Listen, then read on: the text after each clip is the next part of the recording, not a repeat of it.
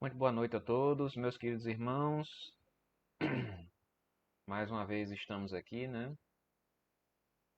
Dessa vez para iniciar uma nova etapa, né? Um novo livro.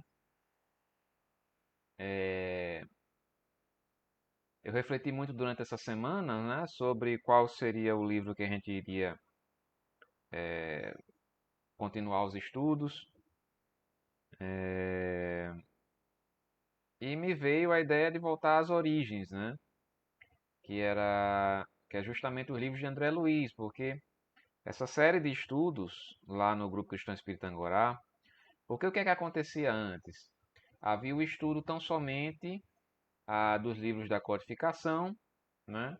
E, e somente, né? Só havia o estudo dos livros da codificação, depois a palestra do irmão, isso nas noites de estudo. Posteriormente, quem começou esse trabalho foi Hermann, né?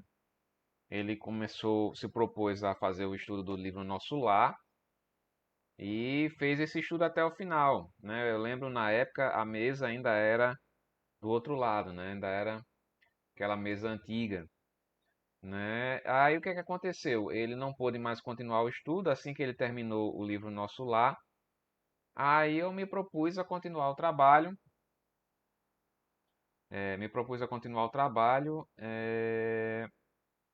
continuando a sequência dos livros de André Luiz, né? Que no caso foi com os livros mensageiros, né?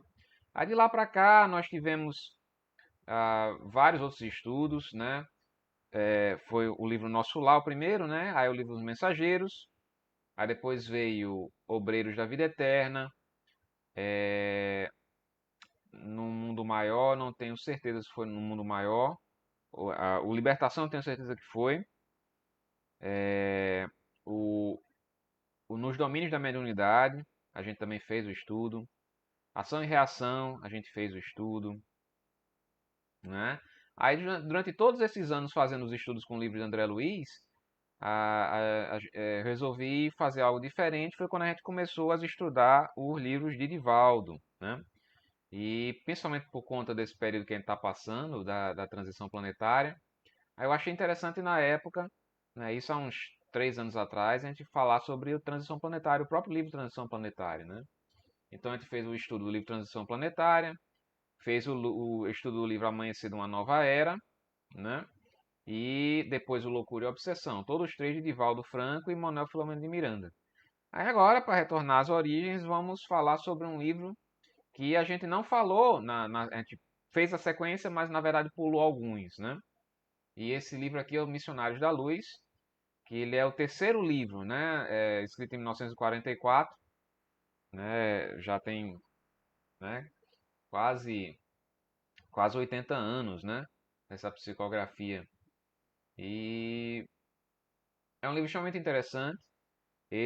Uma das passagens mais famosas dele é justamente o que se chama de reencarnação de Segismundo, né?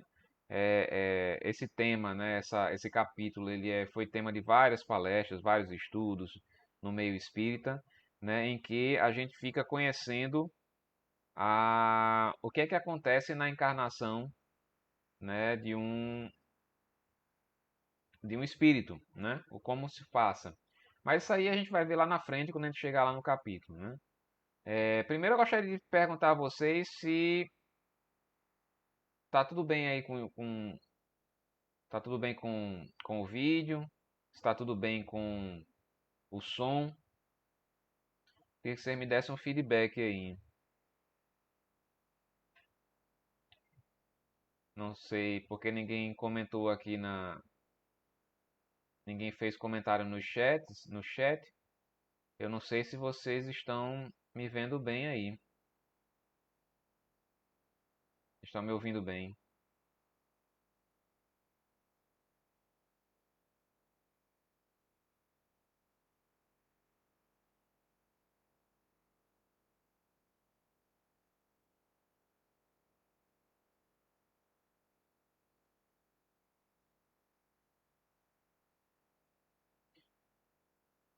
Então é porque o que está acontecendo aqui é o seguinte, eu não estou conseguindo enxergar os comentários de vocês, certo?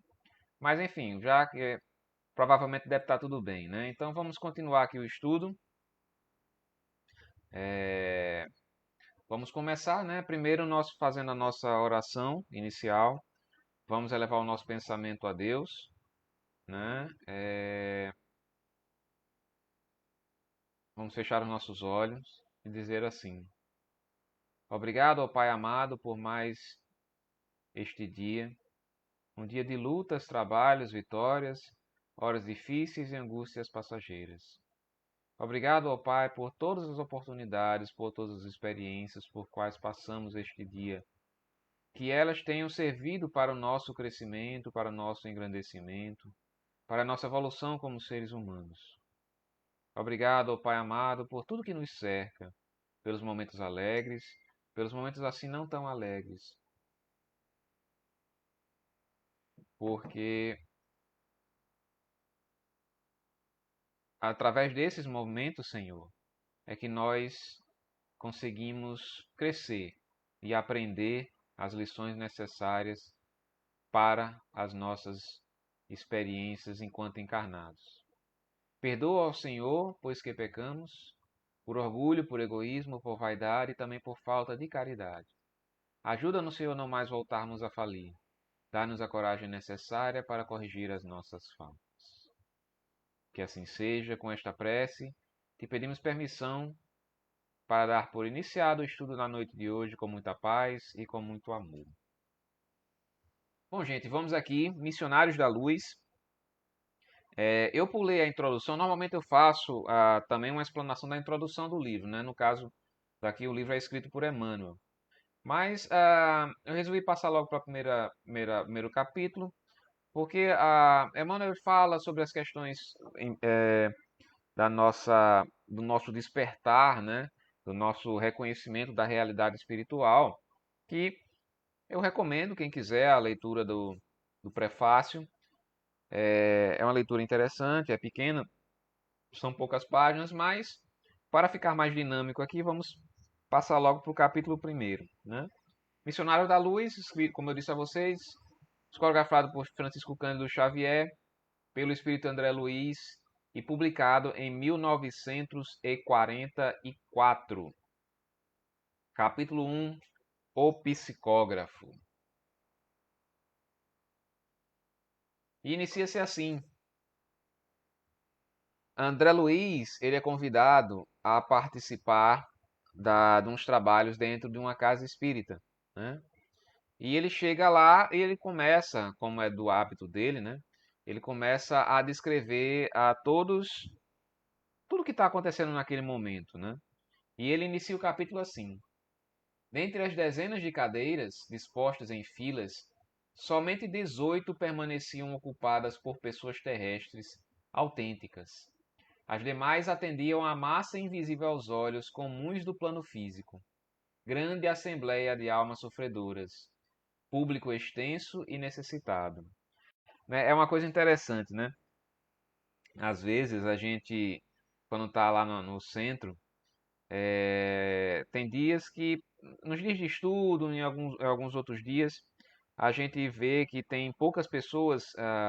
Claro, eu estou excluindo a questão da pandemia, né? Que os, a, a quantidade de pessoas, né, é bem reduzida, e principalmente nesse período agora, em que estão suspensos, né, os atendimentos presenciais, as reuniões presenciais, né, reduziu, aí realmente, né, suspendeu de vez. Mas antes do início da pandemia, tinha certos dias em que a gente olhava ali para assistência, né, para as cadeiras, e muitas estavam vazias, né? E a gente, poxa, hoje vieram poucas pessoas. Mas a gente se esquece de que todas as outras cadeiras e talvez até mais, os espaços vazios não estão todos preenchidos, né? Os espaços vazios aos nossos olhos de encarnados, né? Mas os espaços vazios estavam todos preenchidos é, pelos nossos irmãos desencarnados, né? E principalmente por aqueles que vão lá em busca de tratamento, né? O irmão o Angorá já mencionou algumas vezes que A dimensão espiritual lá do centro do Grupo Cristão Espírita Angorá, é muito maior do que as paredes físicas, né? Que a gente consegue enxergar. É algo muito mais grandioso, né? Ou seja, nós podemos até é, assim, imaginar a quantidade de espíritos que estão ali, tão somente para orar junto conosco, para participar da reunião, para estudar, para ouvir as palavras do irmão, né? Então, assim, é, aquelas cadeiras supostamente vazias, né? Elas não estão vazias, né? E foi a mesma coisa que André Luiz percebeu aqui na Casa Espírita, né? Tinham apenas 18 irmãos no centro. Todas as outras cadeiras estavam vazias para encarnados, mas os desencarnados tinham uma grande, estavam em grande número ali, né? E como ele diz, almas sofredoras e necessitadas de auxílio, né? E ele continua: reparei que fios luminosos dividiam os assistentes da região espiritual em turmas diferentes. Cada grupo exibia características próprias. Em torno das zonas de acesso postavam-se corpos de guarda e compreendi, pelo vozerio do exterior, que também ali a entrada dos desencarnados obedecia a controle significativo. As entidades necessitadas admitidas ao interior mantinham discrição e silêncio. É uma coisa interessante aqui, que eu já falei isso algumas vezes para vocês, principalmente em outros livros. Salvo engano, é no livro dos Mensageiros. É, toda a casa espírita, ela tem uma proteção ao redor. Ou seja, não é toda a entidade desencarnada que adentra o ambiente, né? E isso às vezes alguém pode perguntar, mas isso é falta de caridade. E se alguém estiver querendo entrar ali, pedindo ajuda e for barrada a entrada, não é falta de caridade? Acontece que os espíritos, principalmente os trabalhadores da casa, os trabalhadores espirituais da casa, eles têm condições de auscultar o interior das criaturas que estão ali pedindo por auxílio, né?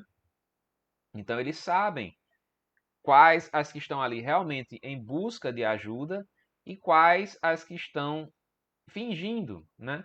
Tão somente para poder, de alguma forma, tumultuar os trabalhos, fazer algum tipo de coisa que prejudique os trabalhos, né? Existe uma cena no livro Nosso Lar de uma senhora que chega nas portas de Nosso Lar pedindo para entrar, pedindo, pelo amor de Deus, me ajude. E de repente a entrada dela é barrada, né? Eu acredito que é Tobias que está junto com o André Luiz. E ele barra a entrada, né, daquela senhora. E André justamente se questiona, mas por quê? Por que que a gente não vai prestar auxílio a essa irmã? Aí Tobias disse, olha, preste atenção direito nela.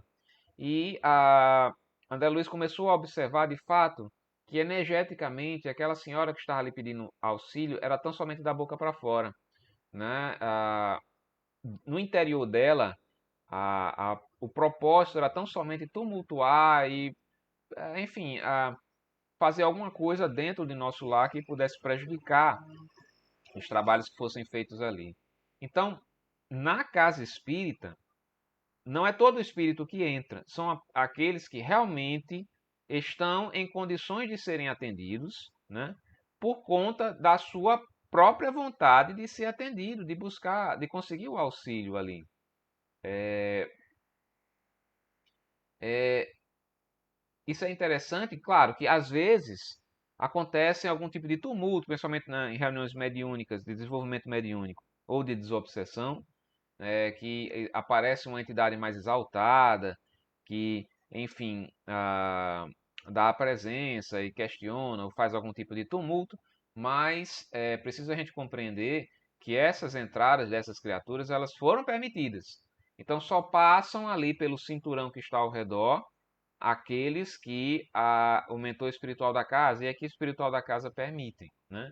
Então, tudo que acontece dentro da casa espírita é algo extremamente controlado, né? É bem controlado.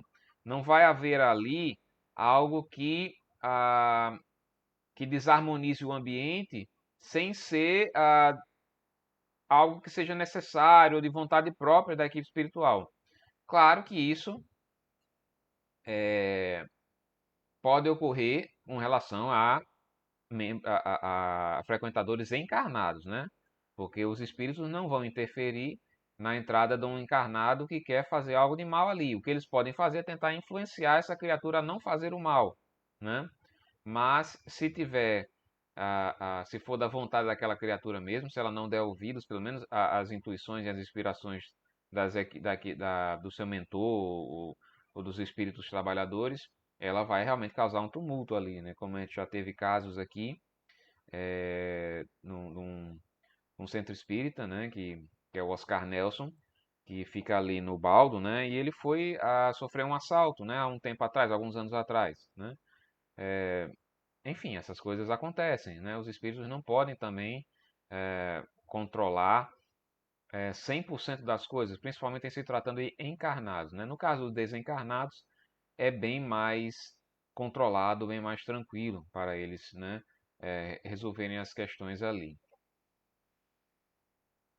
E continua aqui André Luiz. Enquanto o devotado mentor falava com o coração nas palavras, os 18 companheiros encarnados demoravam-se em rigorosa concentração do pensamento, elevado a objetivos altos e puros. Era belo sentir-lhes a vibração particular. Cada qual emitia raios luminosos, muito diferentes entre si, na intensidade e na cor. Esses raios confundiam-se à distância aproximada de 60 centímetros dos corpos físicos e estabeleciam uma corrente de força bastante diversa das energias de nossa esfera. Interessante a gente observar que, como eu disse, havia apenas 18 encarnados em todo o centro espírita, né, que era um centro de tamanho razoável. O restante das cadeiras, dos espaços, estavam preenchidos por irmãos desencarnados. Mas aqueles 18 que estavam ali, eles estavam realmente imbuídos no sentimento de trazer ou de auxílio mesmo, de auxiliar os trabalhos da casa, né? Até mesmo aqueles que pediam por ajuda também estavam na concentração, na oração. Por isso que é tão importante, lá no grupo a gente às vezes faz essas recomendações que as pessoas que estão frequentando, principalmente os encarnados, né, obviamente, que se mantenham em oração, não fiquem comentando assuntos diversos antes da reunião, né, manter sempre um tom de voz mais baixo, manter a discrição, porque isso é importante para a harmonização do ambiente, né? É, é importante que nós deixemos a nossa contribuição para que os espíritos amigos da equipe espiritual da casa consigam realizar o seu trabalho, né? Eles muitas vezes se utilizam do nosso fluido animal para poder realizar os trabalhos de cura, né? E assim, às vezes o irmão fala, né? Ah, tem pessoas aqui dormindo, tem pessoas aqui contando as telhas, tem pessoas pensando em coisas as mais diversas possíveis, né? E isso é um fator que atrapalha realmente, assim, claro que, como eu disse, tudo é muito bem controlado dentro da casa espírita. Mas é, por que nós não nos mantemos em oração nesses momentos que antecedem a reunião, né? Por que nós ficamos conversando assuntos aleatórios? Porque isso, de certa forma, perturba, inclusive até o nosso colega que está do lado, né? Que tentando ali se manter em concentração, se manter em meditação, e as pessoas conversam, falam alto, assuntos diversos, né? Então é uma dica bem interessante, bem importante, que nós, ao adentrarmos em qualquer reunião de caráter espiritual, nós mantenhamos os pensamentos elevados. Nós, na medida do possível, procuremos ficar em oração, né? Buscar a Deus, chamar pelos nossos queridos amigos espirituais, para que Jesus venha em favor de todos aqueles que estão ali necessitados, precisando de auxílio, né? É uma forma de nós contribuirmos para o sucesso dos trabalhos que são realizados ali na na casa espírita. E no caso aqui, desse exemplo que André Luiz menciona, todos os 18 estavam ali com pensamentos imbuídos de auxiliar os trabalhos da casa, né? E o instrutor Alexandre, que é o que estava acompanhando André Luiz naquele momento, designando o reduzido grupo de 6 entidades próximas, esclareceu: esperam ali os amigos autorizados. Aí, André Luiz, a comunicação. Deixa eu só modificar aqui, ó. Pronto. Autorizados à comunicação, né? André Luiz perguntou. O instrutor fez um sinal afirmativo e acrescentou: nem todos, porém, conseguem o intuito à mesma hora. Alguns são obrigados a esperar semanas, meses, anos. Aí André Luiz se espanta com aquilo, né? Não supunha tão difícil a tarefa, né? É uma coisa interessante aqui, né, que ele fala. Quando tem comunicação, os espíritos eles precisam de uma autorização para se comunicarem, né? Eles não vão chegar ali e simplesmente se prostrar na frente e dar a sua mensagem de qualquer jeito. Não, há autorização por parte da equipe espiritual da casa. É como se fosse uma tribuna, né? Que a pessoa vai falar na tribuna. Existe a sequência dos palestrantes, né? Cada um vai falar na sua hora, no seu tempo, né? E nesse caso aqui, a informação interessante é que ele diz que alguns podem ser obrigados a esperar meses e anos, né? Às vezes algumas pessoas pedem por comunicações, né, dos entidades, dos familiares, né, que já se foram e e não vêm essas mensagens, né? Chico sempre dizia, né, o telefone só toca de lá para cá, né? É por quê? Por que que isso acontece? Por que que alguns ah, se comunicam mais rapidamente do que outros? Porque depende da condição desse espírito, depende da autorização que ele tenha, né? Do equilíbrio que ele tenha para poder fazer esse tipo de comunicação, né? E as comunicações, tudo é muito bem controlado.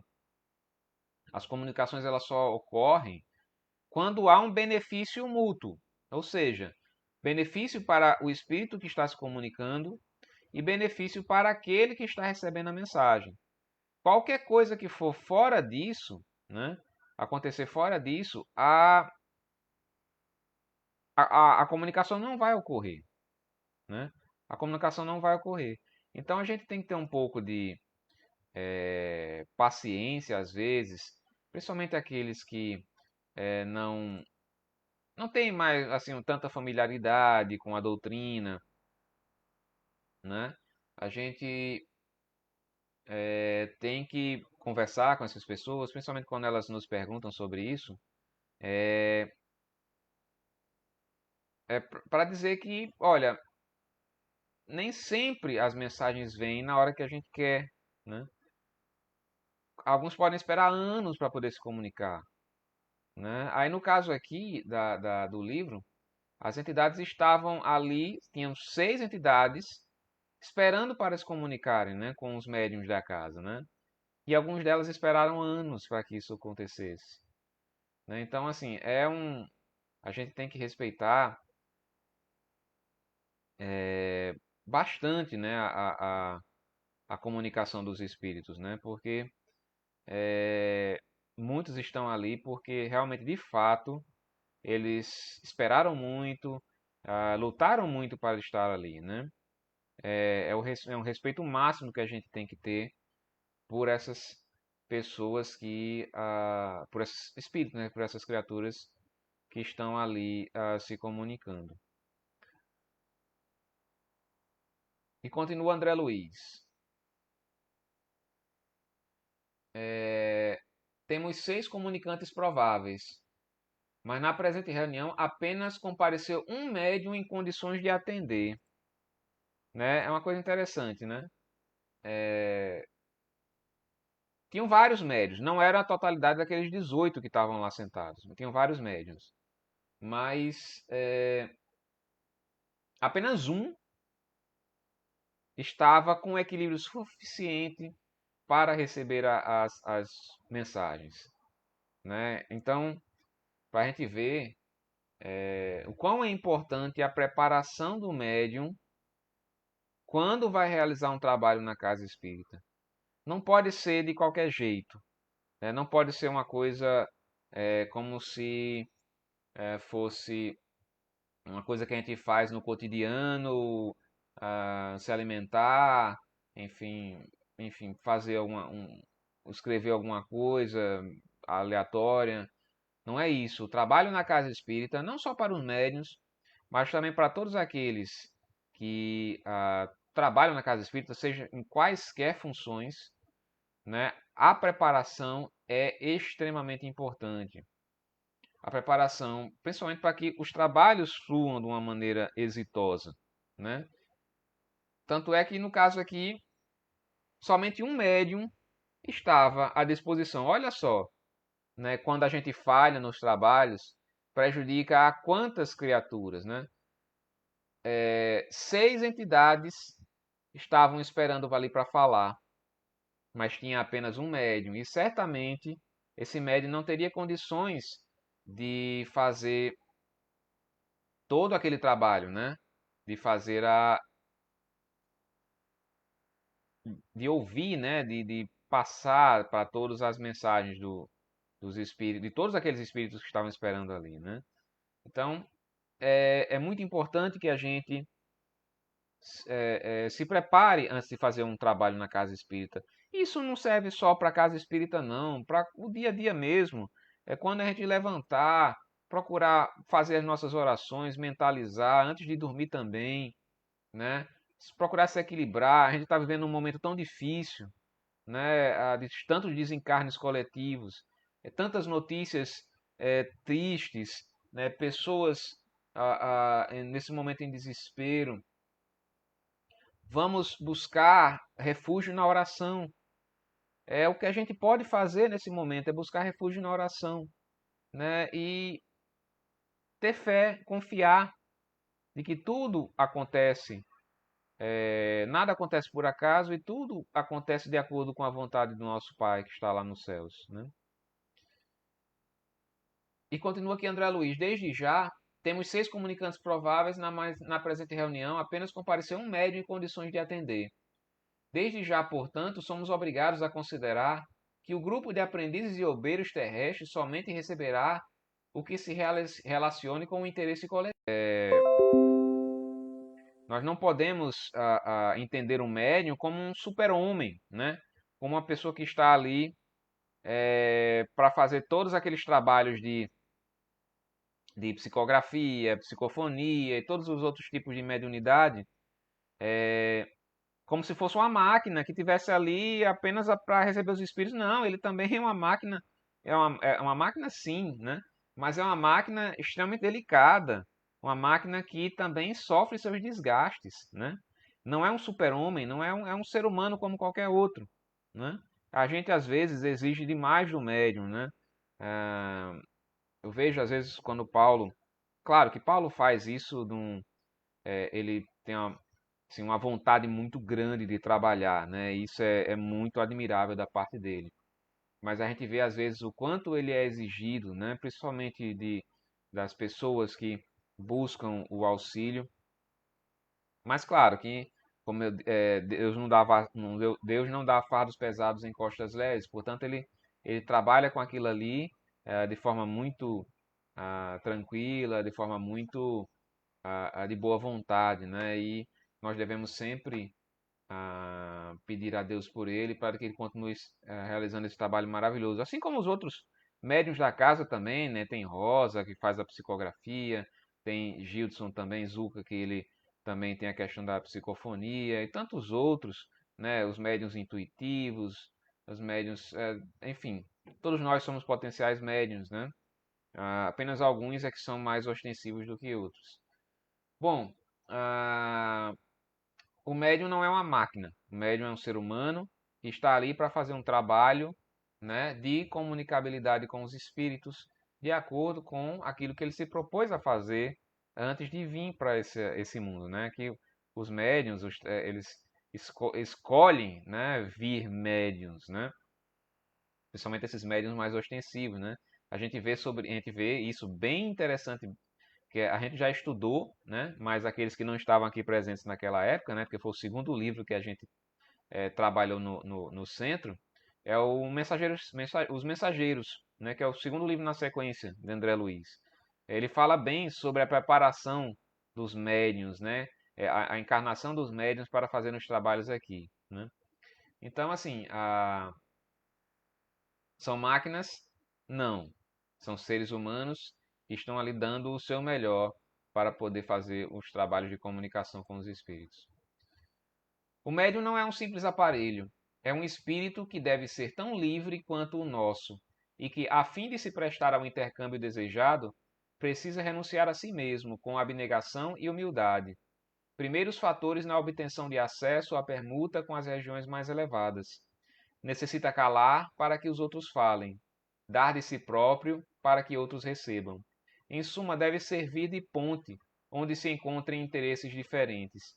Sem essa compreensão consciente do espírito de serviço, não poderia atender aos propósitos edificantes. O médium, ele precisa compreender que o trabalho dele é algo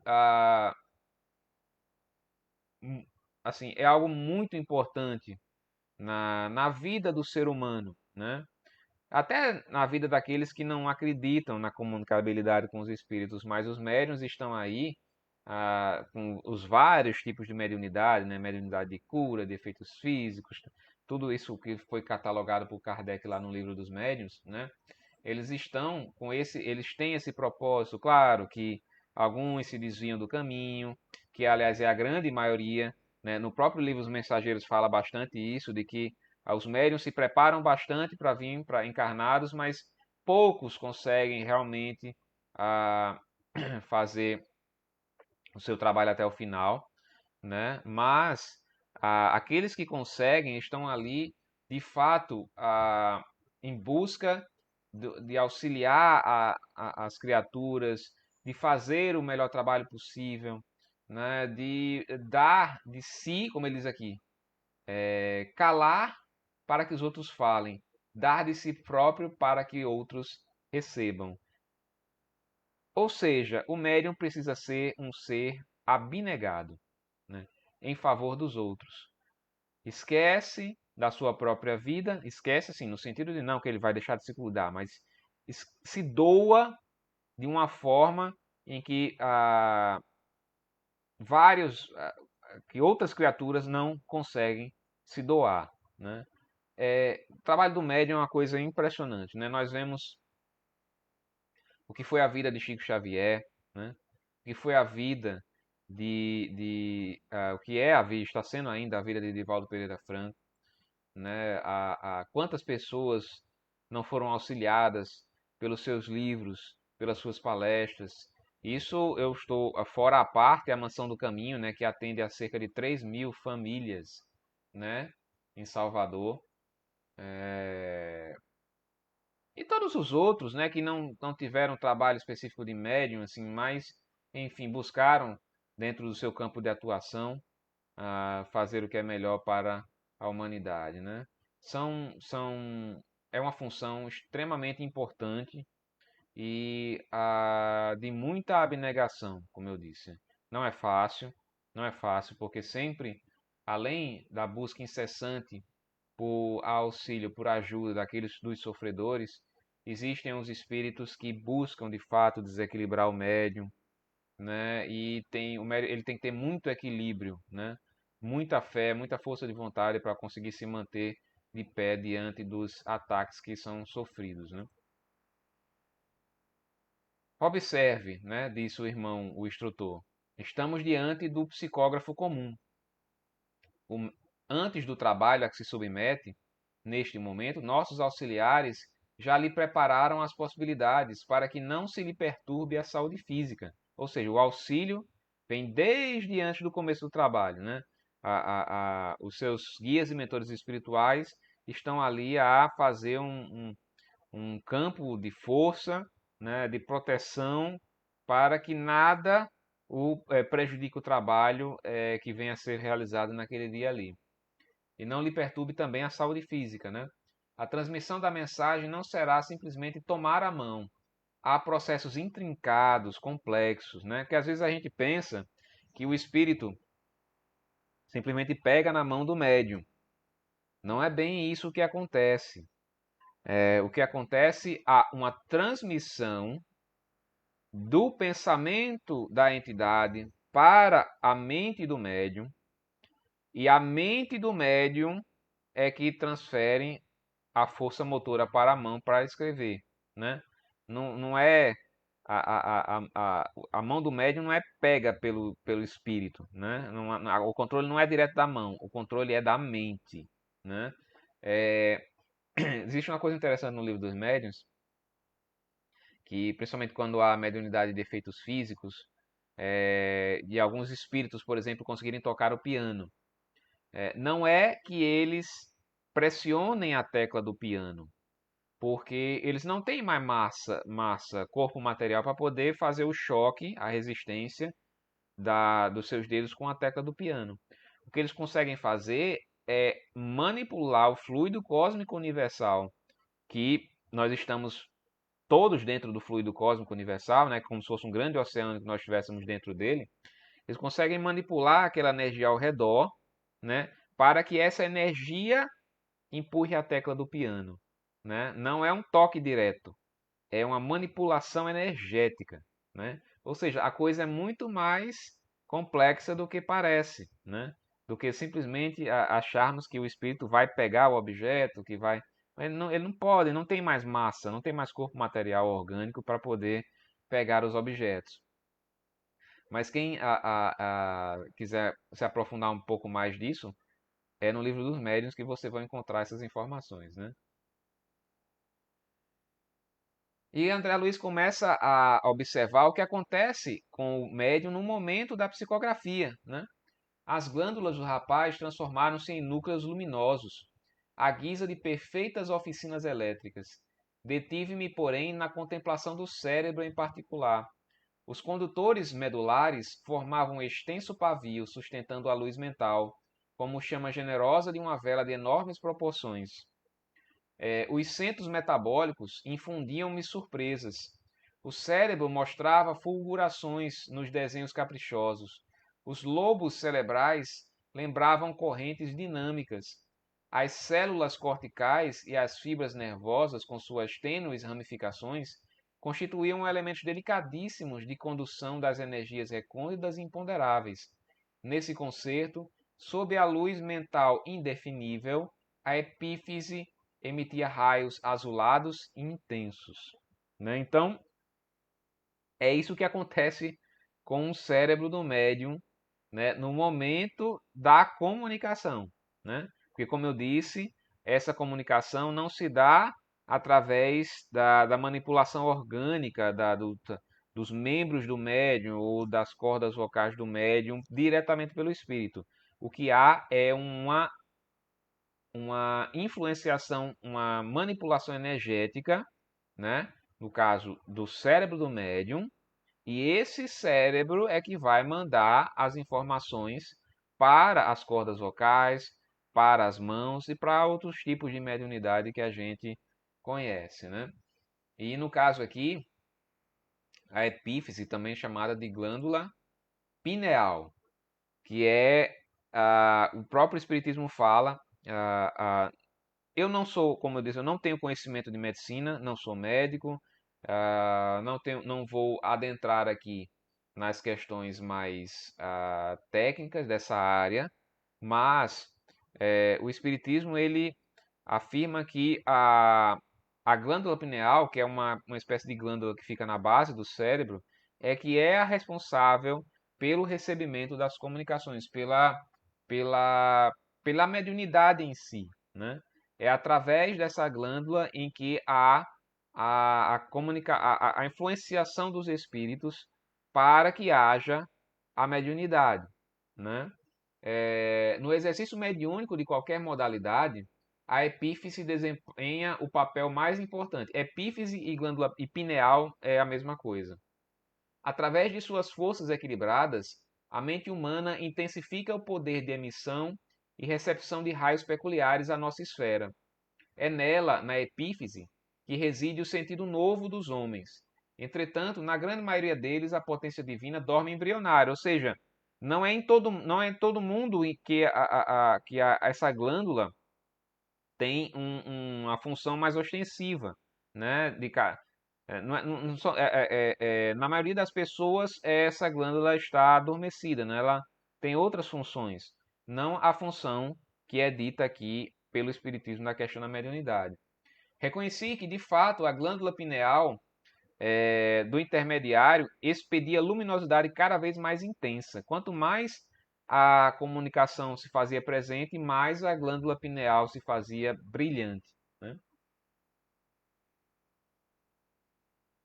Muito antes da reunião que se efetua, o servidor já foi objeto de nossa atenção especial, para que os pensamentos grosseiros não lhe pesem no campo íntimo. Foi convenientemente ambientado e, ao sentar-se aqui, foi assistido por vários operadores de nosso plano. Nesse instante, vi que o médio parecia quase desencarnado. Suas expressões grosseiras de carne haviam desaparecido ao meu olhar, tamanha a intensidade da luz que o cercava, oriunda dos seus centros perispirituais.